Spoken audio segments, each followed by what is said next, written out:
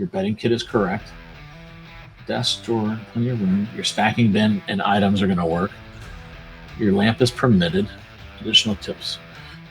Let's say, can I bring a camp kerosene heater? I think we all know what it's going to say on that one, but I'm doing it on purpose. Okay, so we're done with my shoe exercise. It helped me find shoes, pulled it out of my email, and verified the best price and place to get those in my color and size preference. Oh, I can't bring a kerosene heater. University of South Carolina. Thanks for watching. If you want more content like this, be sure to like, share, and subscribe.